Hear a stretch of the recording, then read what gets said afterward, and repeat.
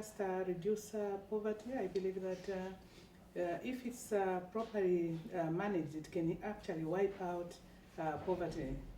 I can take a typical example of Zambia, where I come from, how we have used the model of promoting local agriculture foods using the local farmers. And these are farmers who I can call that when we started, they were peasant farmers. But the idea is to promote them so that they move from peasant, to small-scale farmers, from small-scale to commercial farmers. And you may be wondering as to how we have managed.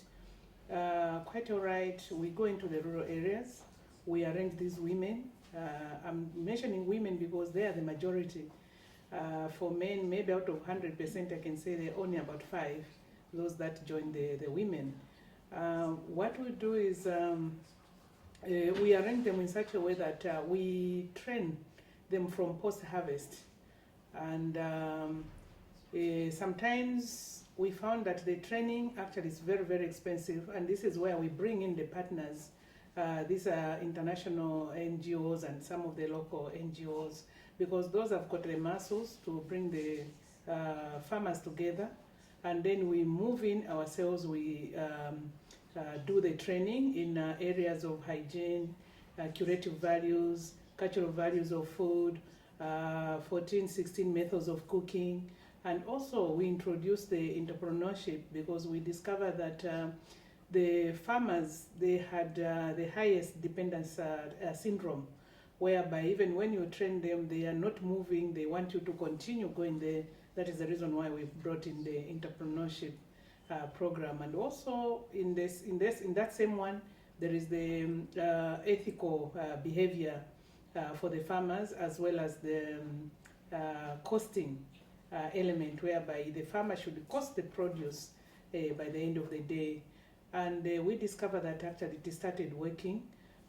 Sometimes we conduct trainings whereby these farmers come from far places, whereby when they go back, quite all right, they go and use the type of training. But the difficulty things which they may have is that they may not have proper roads. If the roads may be there, maybe they are impassable, that our trucks cannot go there to collect the produce which they have done. This is where we come to the government, we talk to them, and with the government and the NGOs, they put their heads together and make what we call feeder roads, which would allow our vehicles to go to such places and be able to collect the produce. Another way of encouraging the farmers, what we do is when we train them, we sign the memorandum of understanding, meaning that whatever they grow in that area, as long as they have processed them in the manner in which we taught them, we become the buyers. We buy everything from them. And this has brought a lot of interest from the farmers, whereby so far we have trained about 11,000 farmers around Zambia and 500 from Mozambique, that is our neighboring country. And we are still have a lot of invitations from other countries, that is from the region. We started doing this training at a time when Zambians had low opinion of eating the traditional food, and it was not easy. And also, the reason why we decided to go into such an area is that we looked at the growth rate of especially the young ones. If you look at the young person from the urban area who is 14 years old, will be looking as if he's 21 years old. Look at the other one in the rural area who is the same 14 years old, will be looking as though he's 12 years. So we knew that the problem was nutrition. And that's the reason why we decided to put nutrition on the table. And we felt that if we started from the rural areas, it would be easier to come into urban areas for them to understand. And from the time that we have been doing this training, which is 7 years now, we have discovered that the people that we have trained have started understanding the nutrition aspect.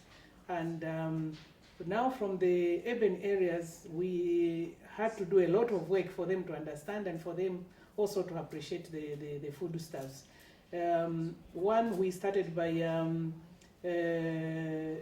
writing in the newspapers. I've been given a column where for the past 2 years, every Sunday, that is the Times of, it's a national newspaper, every Sunday I write something about nutritional food. I'll pick up a recipe and then talk about it.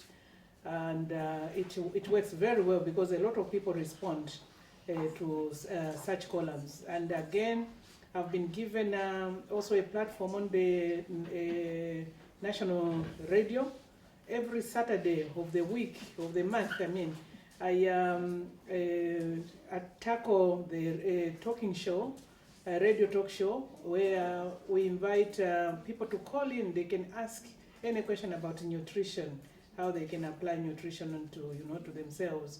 And that we have discovered that it has really helped us. And from time to time, they invite me also on a national television where also I just talk about the nutritional aspect of the food. Luckily enough, when it started gaining the momentum, we had CNN. They came to interview us, and also they helped to publicize the consumption of the local foods. We also have coverage from BBC on 2 occasions, on both radio and television. And because of that, it brought in more and more international NGOs, whereby last month I've just signed the Memorandum of Understanding with a consortium of international NGOs, those that want us to train their members, their farmers. And we are going to train a total of 16,800 farmers from these 13 international NGOs within Zambia. And not only that, again, to popularize the consumption and also for people to appreciate the food. I had a situation where I managed to convince the First Lady of my country that we do a certain program with her from her kitchen at the State House, which she agreed, and we did a cook show. And also I displayed a lot of foodstuffs in a pantry, in a fridge, everything written Sylva Foods. And then we did that program, and she invited the husband to come and enjoy that traditional dish. And as we sat on the table with the president, I was able to interview him as to why he was enjoying that traditional food. And the kind of answers which he gave were very good answers. And with permission from the president, he allowed us to put that information on national television for 13 weeks. And that really changed the mindset of people, because they could see that if the president can enjoy the traditional food, then there is something good about it. And also I've written a book called Zambian Cookbook. This book, that is where to help women, those that are busy, they feel that they cannot prepare traditional food. But with this book, it has got recipes, simple recipes, and which you can find the ingredients everywhere. And this book also, it talks about the nutritional value. So, because I know that Africans normally don't like to be told to say, for the nutritional content, go to the grocery. You'll find that someone will just want to do shortcuts. You see, so what I've done is that each and every recipe that I've provided, at the bottom I've put the nutritional value. And that is just to help the person to say, before I prepare this food, this is what I'm going to get from it. Mm-hmm. And apart from that, in that same book also, there are remedies which I've gathered from all these people that I train, because one of the things that I ask them is that when I found that they live maybe 10, 15 kilometers from the clinic, I'll ask them, they say, but the health center is far away. When you have a headache, what do you do? Or when you're bitten by a snake because you are farmers, what do you do? With them, a snake is not a problem. They have already discovered, you see, some of the foodstuffs which we eat, and the same food can be used as a remedy, you see, to take away the poison when they are bitten. And it's that kind of knowledge which I collected from them. I normally take them to the urban centers and also to the labs, to prove, because some of them are claims, but you have to prove. And after proving, I've included them in the book, to help other people. And apart from that, I feel that now it has started gaining the momentum, and a lot of farmers are pushing. They want us to train them so that at least they could have the market. And what we have done now, we are in the process of constructing a factory where we will start now processing the foodstuffs. That is the nutrition porridge, which will be used in the school feeding program. And also the soups, we have also developed a lot of soups which we are now selling.